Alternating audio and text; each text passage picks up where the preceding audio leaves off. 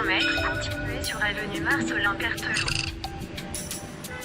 Mon destination, je suis bientôt arrivé.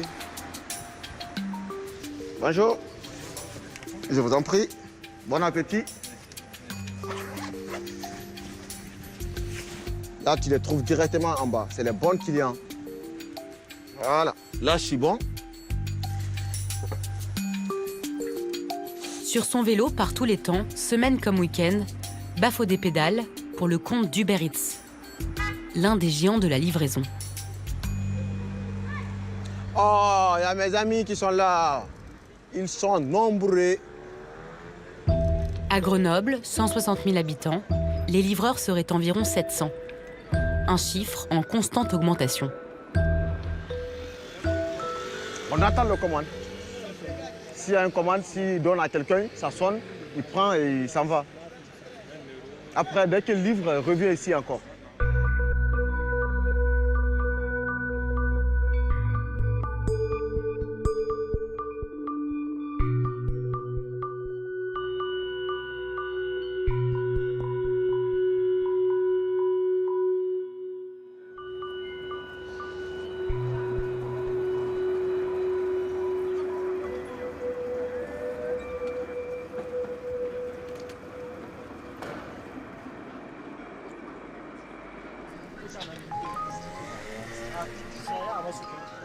Commande de 6 €, 3 km. J'accepte.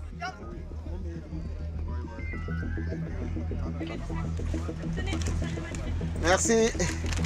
La ponctualité est la clé du métier de Bafodé. Pour chaque course, il est noté 2 fois, par le restaurateur et par le client.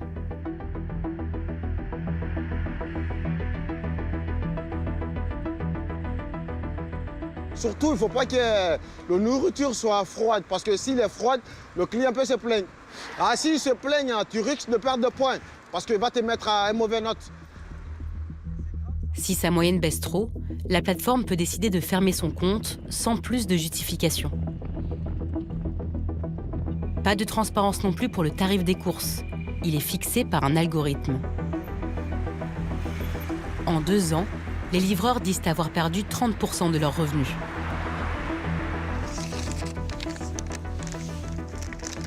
Merci beaucoup, bon appétit. C'est pas bien payé. 6 €, c'est pas normal. C'est pas du tout normal. Mais on n'a pas le choix. Bah là, nous, on a la famille, on est obligé de travailler.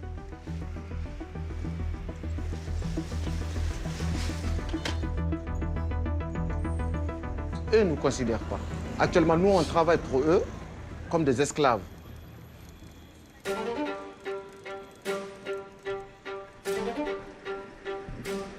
À vélo ou en scooter, les livreurs ont envahi les villes européennes.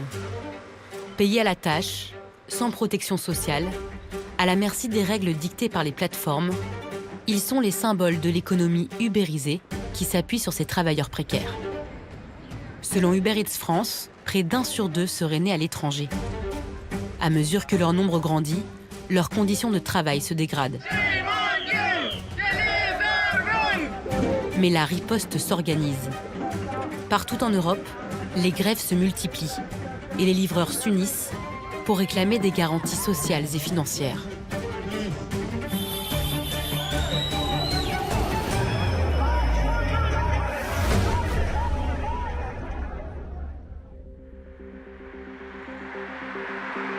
À 20 minutes du centre de Grenoble, Je suis en train de laver Omar là. les journées de Bafodé commencent tôt. À 20 ans, il est père de 2 enfants. On va partir à l'école. Comme il travaille le soir, il en a fait sa routine. C'est lui qui s'occupe des garçons le matin.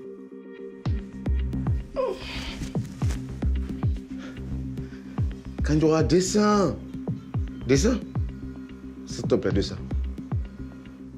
C'est pour aider ma femme, parce que c'est pas évident avec les enfants. Madame, elle est toute seule, tu vois. Avec 2 enfants, si c'était un, c'est mieux. Mais ils ont 2. Je me sens bien comme ça, en fait.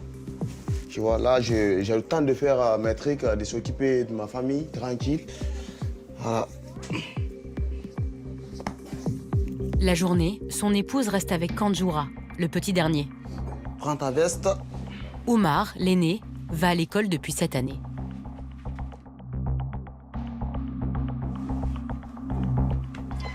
Oumar, on est en retard, hein? Bafodé met un point d'honneur à l'accompagner tous les matins.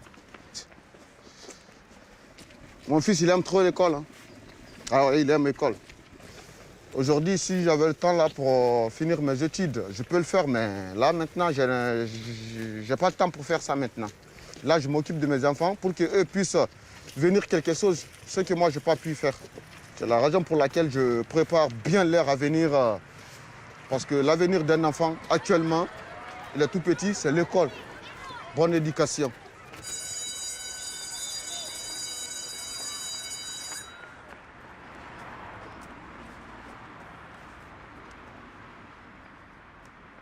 Bafodé a quitté la Guinée à 15 ans.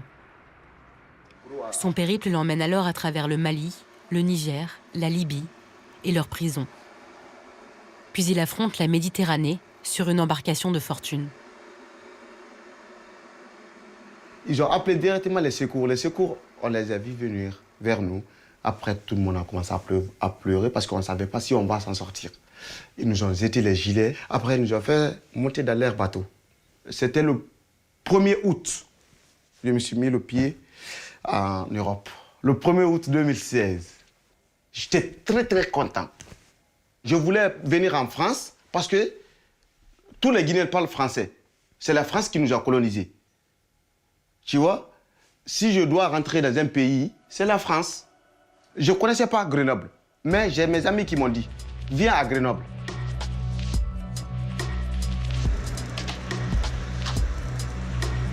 Mineur isolé, il obtient un titre de séjour. Dès sa majorité, déterminé à s'en sortir, Bafodé devient coursier, en quelques clics sur son téléphone.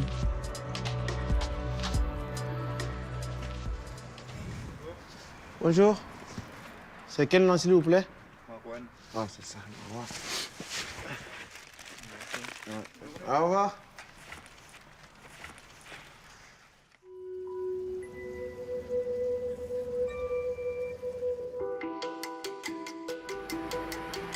Sur les berges de l'Isère,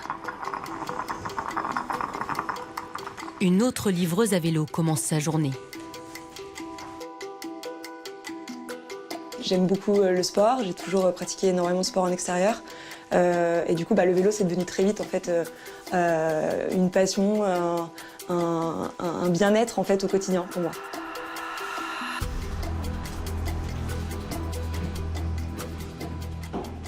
En fait, c'était plutôt l'appât du gain au départ qui m'a attirée et aussi la flexibilité que ces plateformes proposaient. C'était je vais faire du vélo, je vais travailler comme je veux et je vais gagner assez bien de l'heure, c'est super chouette.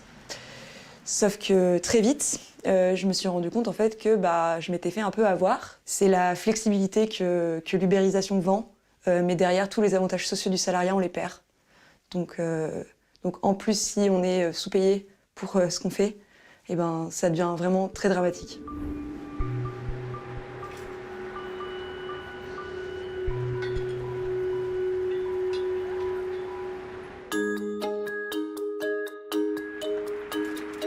Tiffaine a décidé de se battre contre le modèle des plateformes.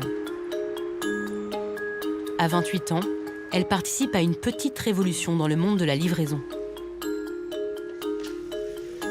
Hello! Ça va? Avec des collègues coursiers, elle gère aujourd'hui sa propre entreprise, Cyclo, une coopérative. Ça va? Il y a du café? Très cool. Livraison de repas ou de courses en un temps record, les missions de Cyclo sont les mêmes que celles des grandes plateformes. Mais ici, un détail change tout. Les collaborateurs sont salariés.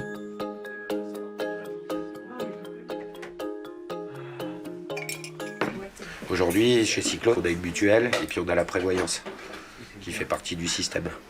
Donc en fait, on est vraiment complètement couvert, y compris en cas d'arrêt de travail. Donc c'est un bon statut. Puis oui, effectivement, il y a ce fait d'avoir un local, de pouvoir se mettre au chaud. Le Deliveroo, son bureau, c'est vraiment la rue.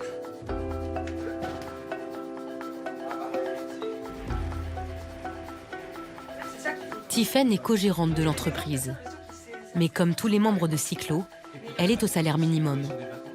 Ensemble, grâce à cet effort, ils ont pu se lancer face aux géants de la livraison. On rigolait par rapport au fait qu'on était fous de créer une alternative à ces plateformes.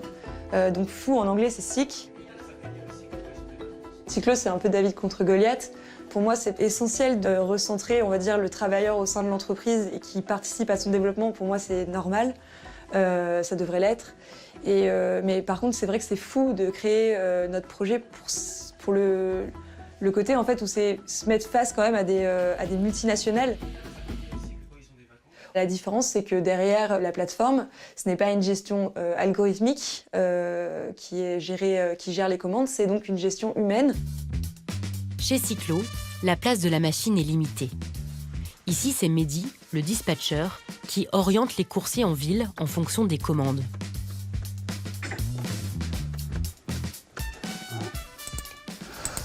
Et Tiffaine pour Mehdi, la Grain & Co est bien livrée. Ok, bien copié Tiffaine. J'ai pour toi, pour la suite, une fitée gourmande à récupérer à 12h50. C'est dans ton app, merci bien. Autre règle de la coopérative, tous les membres continuent à pédaler. Fondée il y a 3 ans, Cyclo est un succès. L'entreprise a changé de braquet grâce à la pandémie. On a eu énormément de demandes de partenariat des restaurants qui ne voulaient pas passer par les plateformes justement et pouvoir subvenir aussi, pouvoir survivre pendant cette crise sanitaire. Et aussi du coup ça a fait exploser notre activité, les clients nous ont beaucoup connus et ont beaucoup commandé. Donc on est passé sur mars 2020 à septembre 2020, on est passé de 7 salariés à peu près une vingtaine de salariés.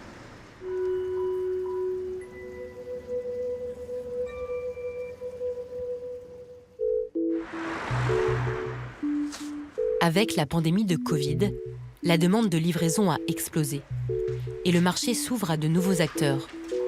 À 26 ans, François est un pionnier de la restauration digitale.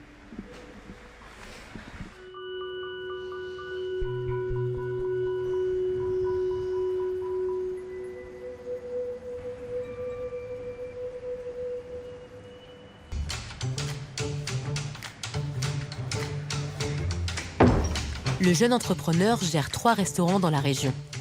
Mais tout est centralisé dans ce laboratoire à Valence. Alors c'est ici qu'en fait on fait toutes les préparations qui sont nécessaires à l'envoi pour les cuisines et ensuite eux vont pouvoir faire de la cuisson et de l'envoi pour les clients et pour les livraisons. Ici c'est la vraie partie cuisine, c'est la vraie partie recherche, on améliore les recettes, on en crée des nouvelles. La première entreprise de François, un food truck, n'a pas survécu à la pandémie. Mais il a réussi à rebondir grâce au changement d'habitude des consommateurs. C'est des personnes qui consomment de plus en plus via les plateformes de livraison ou qui consomment de plus en plus du tout prêt. On n'a pas le temps de faire les bons repas de nos grands-mères à l'époque qui mijotaient pendant 8 heures parce qu'on travaille beaucoup. Les nouvelles générations ne sont pas forcément habituées à cuisiner tout simplement. Hop là. François compte déjà 10 salariés. Mais le jeune patron continue de livrer en personne ses 3 succursales. À Grenoble, c'est dans cette zone industrielle que François vient d'ouvrir son dernier restaurant.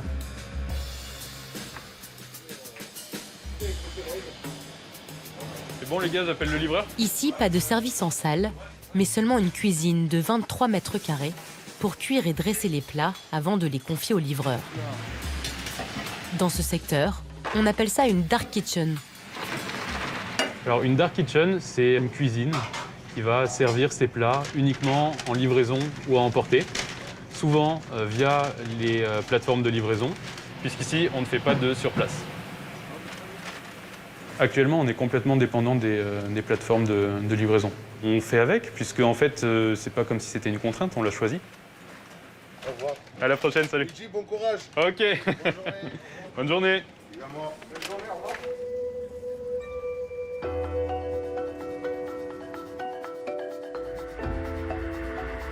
Quand le travail lui en laisse le temps, Bafodé se rend à la maison des habitants de Grenoble. Bonjour. Ouais. Un lieu qui accueille des associations et certains services d'aide de la mairie. Bienvenue au Café International. Colline est professeure de français. Chaque semaine, elle propose aux étrangers des ateliers de discussion gratuits. Bafodé y a convié des collègues. Il faut que je te présente même parce qu'il va être un de vos élèves. C'est quoi la difficulté? Tu sais pas lire et écrire? Oui, mais je vais lire un peu, je vais écrire un peu. D'accord. Tu as été à l'école un petit peu ou pas du tout? Non, je n'ai pas fait. D'accord. Comme pour Bafodé, le job de livreur est un premier pas dans leur nouvelle vie. Moi, j'ai quitté mon pays parce que j'étais menacé. Finalement, là, on est arrivé, on est en sécurité. Et on a commencé notre intégration. Parce que si tu ne sais pas lire, tu ne sais pas écrire, tu ne sais pas s'exprimer en français, c'est difficile de trouver un boulot. Eh ben, on va organiser bientôt une permanence d'inscription. Et à ce moment-là, tous les livreurs, vous viendrez et je ferai les inscriptions. Ils ont besoin d'un français utile, courant et surtout de rencontrer des gens, en fait, et de faire des liens, de la solidarité. Et quand on trouve des amis, eh ben, c'est plus facile de parler français.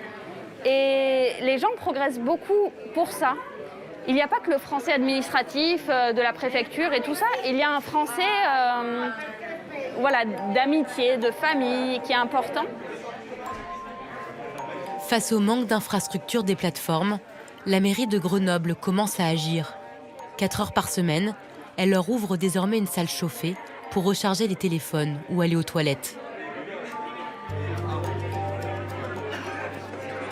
Ça devrait être ces grandes plateformes qui mettent en place des locaux à disposition pour leurs livreurs et leurs livreuses. Et ce n'est pas le cas aujourd'hui. Donc nous, parce que ce sont des habitants et des habitantes de Grenoble, c'est notre rôle de collectivité de pourvoir à leurs besoins. Bafodé ne manque plus une occasion de faire connaître ses conditions de travail. Les plateformes, ils ne nous donnent rien. Il faut acheter. Ils vous donnent quoi, la veste quand même et juste le sac et c'est tout? Juste le sac. Et puis, c'est pas gratuit. J'ai acheté à 60 €. Le sac? Oui. Je croyais qu'ils donnaient ça, moi. Jamais. Et si tu n'as pas, tu es obligé de chercher sur Bon Coin n'importe quel sac qui garde le chaud. Ah, c'est pour ça que toi, t'as pas un sac avec une marque?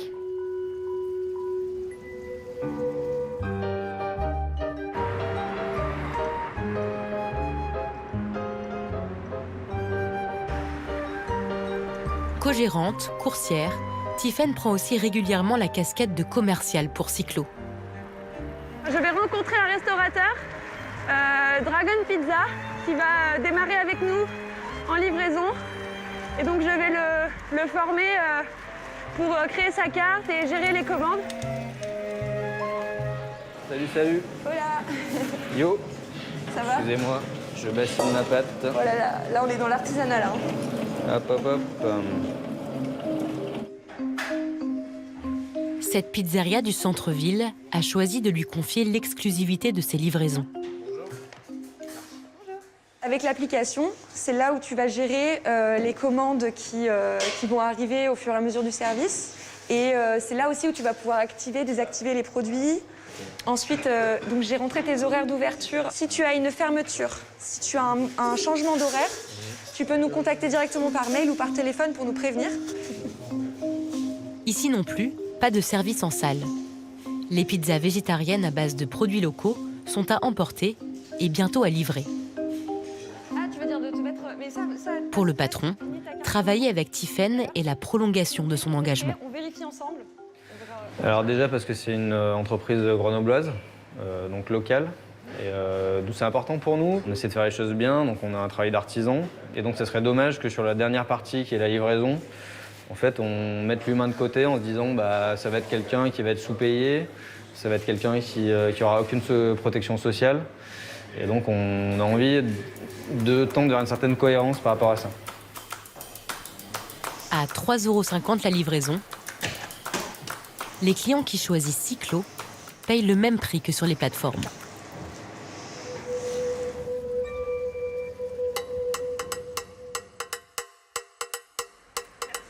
Sur le marché de la restauration en ligne, la concurrence est rude. Mais François surfe sur un tout nouveau modèle. Dans un seul et même local, il cuisine pour 5 marques au style très différent. On a de la poutine, du burger, du poisson frit, du poulet frit. On a des outils qui sont mutualisés, notamment friteuse, plancha. J'ai un restaurant qui a 5 restaurants, donc on dirait plutôt 5 marques virtuelles. C'est des marques virtuelles parce qu'elles existent uniquement sur Internet. Bonjour. C'est qui? C'est chez nous? Dans une petite minute, c'est fait. Dans sa dark kitchen, François connaît aussi la pression du coup de feu. Un client attend sa commande en moins de 30 minutes. L'idée, c'est vraiment d'optimiser au niveau du temps, de faire les choses très rapidement pour que le livreur ait sa commande rapidement. Et ça joue en fait pour vous mettre en avant ou non. C'est un des facteurs qui joue pour vous mettre en avant ou non sur les plateformes. Donc ce qu'on a trouvé comme solution pour ça, c'est que nos frites, on les fait en double cuisson. Vous les avez juste ici. Donc on les pré-cuit le matin une première fois. D'accord ? Et ensuite, ça nous permet, une fois que le livreur arrive, de les mettre en dernière minute en friteuse. Vous voyez, là, c'est le son du livreur qui est arrivé. On va les mettre en friteuse quelques secondes. Dans ces locaux flambant neufs, François n'est pas seul. 4 cuisines sont déjà en activité.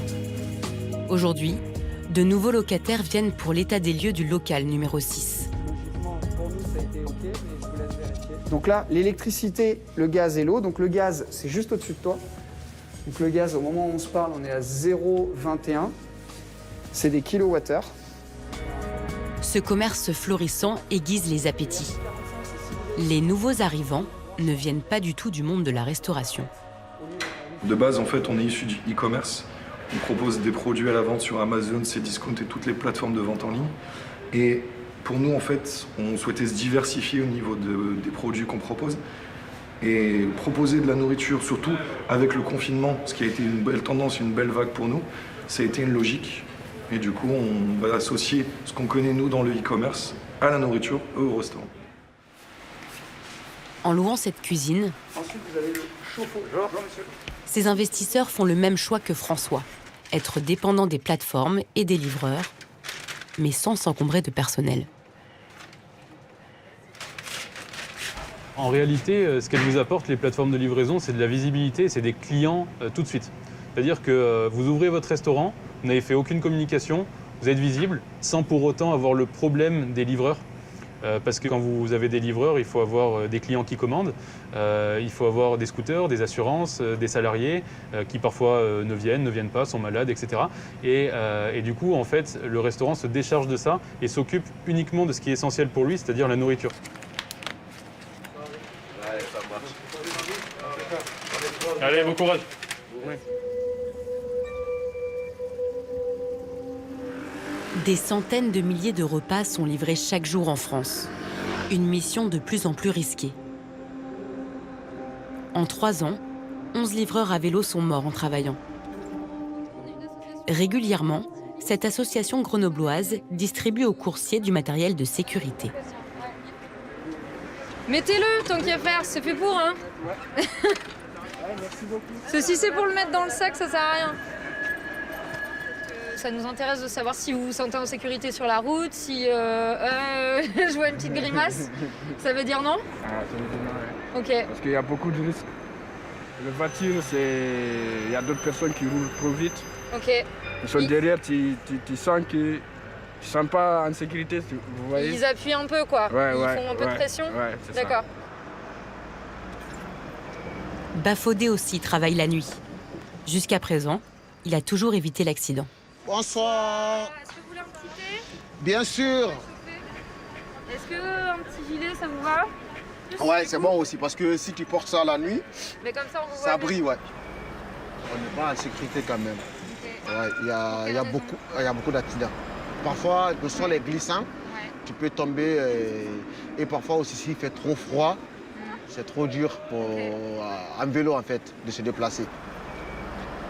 Le fait que les plateformes ne fournissent rien à l'arrivée, dès que les personnes s'inscrivent, créent un compte, qu'il n'y ait même des fois jamais une seule personne, un humain en face de ces livreurs, c'est vraiment inadmissible.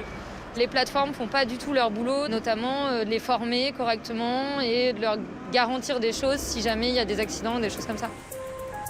La veille, un accident mortel a eu lieu à Lille. Un poids lourd a renversé un livreur. Il était mineur. L'information est diffusée dans tous les journaux.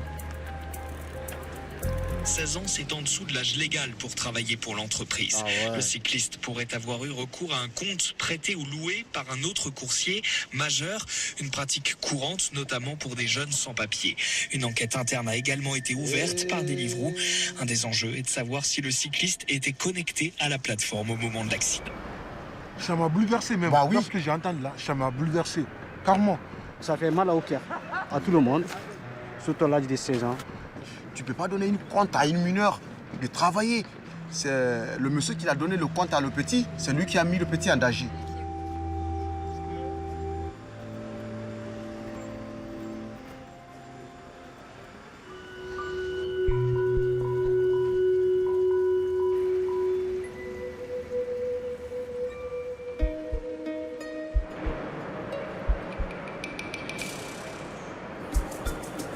La petite révolution de Tiphaine ne s'arrête pas aux frontières de Grenoble. Avec Cyclo, elle s'est engagée dans une fédération pour accompagner ceux qui créent des coopératives de livraison. Là, on va rencontrer le collectif les Riders Social Club qui sont situés sur Épinay. C'est un truc qui se fait beaucoup dans notre fédération, donc la fédération CopCycle, pour déjà échanger, faire connaissance, voir aussi leur activité, peut-être moi parler un peu de cyclo. Salut les riders. Bonjour. Bonjour. Bonjour Tiphaine, bienvenue chez nous. Ces coursiers se sont lancés il y a 1 an et demi dans la livraison de marchandises. Un secteur lui aussi en pleine croissance. Aujourd'hui, leur entreprise a un problème. Elle a trop de travail. Nous, un des trucs qui nous a énormément soulagé à Cyclo, vu qu'on avait une activité qui grimpait, on s'est rendu compte qu'en tant que co-gérant, on ne pouvait pas tout gérer en fait. On s'est dit on va prendre une personne vraiment qui a de l'expérience, qui est formée là-dessus et qui va gérer vraiment tout l'aspect, par exemple, juste ressources humaines. Enfin, c'est un énorme pôle en fait dans une entreprise. D'un seul coup, te transformer en directrice RH ou je sais pas, c'est pas évident quoi. La fédération réunit déjà 43 coopératives en France. Elle fournit gratuitement à ses membres un précieux logiciel de livraison et surtout, un réseau solidaire. On a un vrai objectif de former les gens à créer des coopératives de livreurs à vélo. Ce qu'on fait, c'est qu'on prend le savoir qui est créé localement chez les Riders Social Club, localement à Cyclo à Grenoble, et tout ça en mis bout à bout, ça crée un savoir complet qu'on peut transmettre. Et quand il y a quelqu'un qui arrive avec un nouveau projet de coopérative, on va dire écoute, voilà la marche à suivre. Et puis remercie le réseau. C'est grâce à lui que tu vas pouvoir partir avec tous ces éléments pour pouvoir créer une coopérative qui aura du succès. La grande fierté de Tiphaine, c'est de voir son modèle alternatif se développer partout dans le monde. Des dizaines de coopératives voient le jour en Europe, mais aussi au Mexique, au Canada ou en Australie. Mon rôle à CopCycle aujourd'hui, c'est de porter un message en fait, au niveau national, international, qu'il existe un modèle économique différent que celui de Uber et Deliveroo ou que celui de Amazon.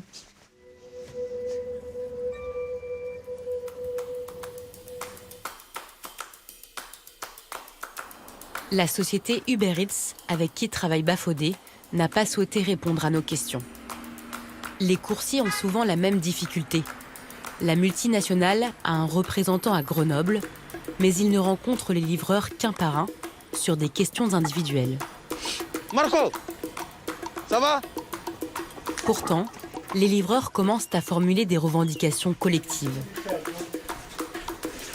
Cet après-midi, Bafodé et ses collègues ont rendez-vous à la CGT. Bonjour messieurs, bonjour, bienvenue. bonjour. Entrez, on va mettre les vélos en sécurité. Tac. Voilà. Installez-vous. Bonjour. Voilà. C'est la première fois qu'ensemble, ils passent la porte du syndicat. La nouvelle tarification des plateformes les a décidés à passer le pas. Une fois, j'ai pris une commande de 5 €. Ils m'ont rajouté une commande de 75 centimes.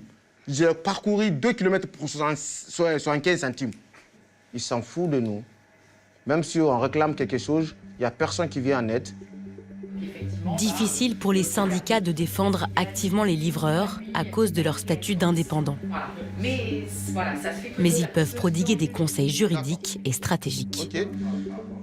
Si vous êtes effectivement peut-être plus organisé, plus structuré, qu'on définit un peu des actions sur lesquelles il faut bosser et effectivement se rendre visible et informer aussi les gens à qui vous apportez les livraisons. Il y en a des tas qui ne connaissent pas la réalité de vos conditions de travail en fait.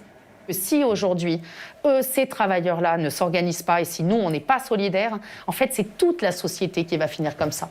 On a choisi les syndicats pour nous aider par rapport vers les Uber et Deliveroo, en fait. Parce qu'eux ne nous considèrent pas. Peut-être ils vont considérer la CGT. Le combat qu'on est en train de faire, c'est pour nous tous. En avril 2022, au moment où la Commission européenne proposait une directive pour renforcer le droit des ubérisés, Deliveroo a été pour la première fois condamné en France pour travail dissimulé. La plateforme a écopé de l'amende maximale prévue par la loi.